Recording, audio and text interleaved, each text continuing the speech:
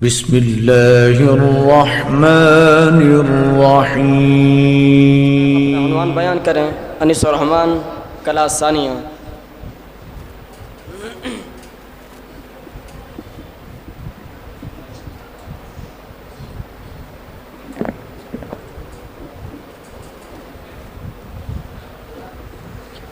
السلام علیکم ورحمۃ اللہ وبرکاتہ۔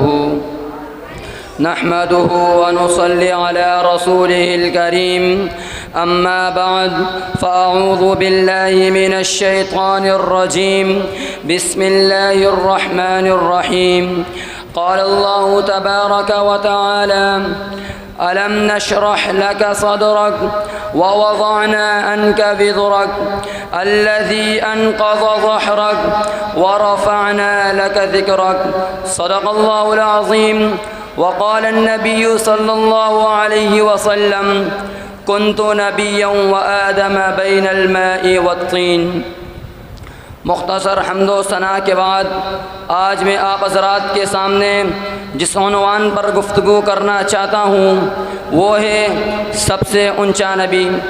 سامعین محترم، ان آیات کریمہ میں جو میں نے آپ حضرات کے سامنے تلاوت کی، اللہ تبارک و تعالی اپنے محبوب کو تین نعمتیں، تین خصوصی انعامات کا عطا فرمانے کا ذکر کیا ہے۔ نمبر 1 شرح صدر، نمبر 2 وضع وزر، نمبر 3 رفع ذکر۔ لطف کی بات یہ ہے کہ یہ تینوں انعامات آپ علیہ الصلاۃ والسلام کی ذات گرامی کو بن مانگے بغیر درخواست کیے عطا فرمائے گئے ہیں۔ آپ کو معلوم ہوگا کہ بعض چیزیں استاد شاگرد کو، باپ بیٹے کو، بڑا چھوٹے کو مانگنے پر عطا کرتا ہے، اور بعض چیزیں ایسی ہیں کہ جن کو بن مانگے بغیر درخواست کیے اس کی صلاحیت کو دیکھ کر دے دی جاتی ہے۔ اسی طرح اللہ تبارک و تعالی نے اپنے حبیب پاک کو تین عظیم الشان نعمتیں عطا فرمانے کا فیصلہ کیا ہے۔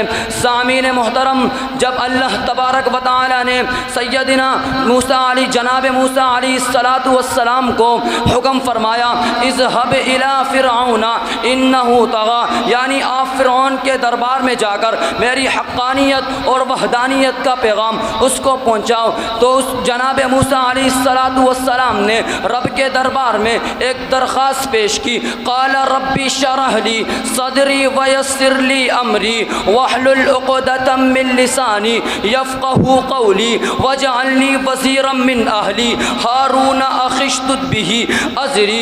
ان آیات کریمہ میں جناب موسیٰ علیہ السلام نے 5 چیزوں کی درخواست دربار الہی میں کی: میرا شرح صدر فرما دیجئے، میرا کام آسان فرما دیجئے، میری زبان کو کھول کر اسے فصیح بنا دیجئے، میرے اہل بیت سے میرا وزیر بنا دیجئے۔ اور پھر رب ذوالجلال نے جناب موسیٰ علیہ السلام کی درخواستوں کو قبول فرمایا، مگر ان کے سوال کرنے پر مگر میں قربان جاؤں، جب باری آمنہ کے لال کی آتی ہے، جب باری کائنات کے سرکار کی آتی ہے، تو دربار شاہین سے اللہ خود فیصلہ صادر فرما کر اپنے محبوب کو اس نعمت عظیمہ سے سرفراز فرماتے ہوئے ارشاد فرماتے ہیں: الم نشرح لک صدرک۔ اللہ تبارک و تعالی فرماتا ہے کہ میں نے آپ کا شرح صدر فرما کر آپ کو دین اور دنیا کی دونوں نعمتوں سے مالا مال کر دیا۔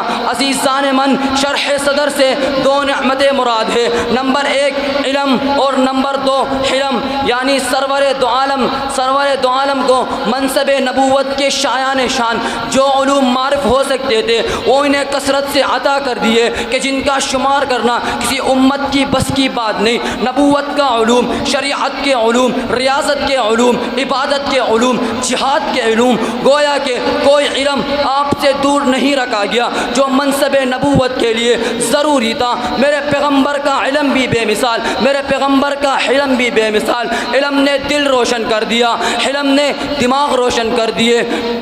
دونوں نعمتیں بے مثال، دونوں نعمتیں لازوال۔ ووضعنا عنک وزرک، یعنی ہم نے آپ سے آپ کا بوجھ اتار دیا۔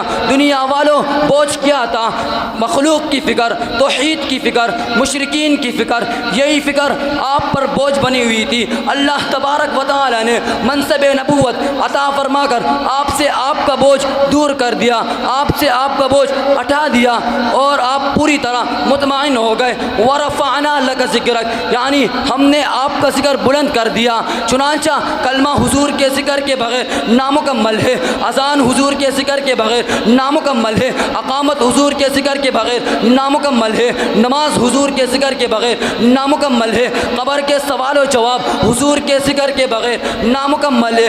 خلاصہ یہ ہے کہ انسان عزا کے بغیر نامکمل ہے اور ایمان مصطفیٰ کے بغیر نامکمل ہے۔ دنیا والوں یہیں پر بس نہیں، عرشوں سے صدا آتی ہے، صدائے لاجواب آتی ہے۔ ورفعنا لک ذکرک، محبوب ہم نے آپ کا ذکر بلند کر دیا۔ محبوب جہاں میرا ذکر ہوگا وہاں تیرا ذکر ہوگا۔ دنیا والوں اگر یقین نہیں آتا تو سن لو، کلمے میں پہلے میرا ذکر پھر تیرا ذکر، نماز میں پہلے میرا ذکر پھر تیرا ذکر، تکبیر میں پہلے میرا ذکر پھر تیرا ذکر، کلمے میں پہلے میرا ذکر پھر تیرا ذکر، قبر کے سوال و جواب میں پہلے میرا ذکر پھر تیرا ذکر، حشر میں پہلے میرا ذکر پھر تیرا ذکر۔ ورفعنا لک ذکرک، او لات و عزا کے پجاریوں، او شرکت و بدعت کے علم برداروں اور غیر اللہ کے چڑھاوے کانے والوں، تم مٹ جاؤ گے، تمہارا لات و عزا مٹ جائے گا۔ میرے محمد کا پرچم چار دانگے عالم میں لہرایا جائے گا۔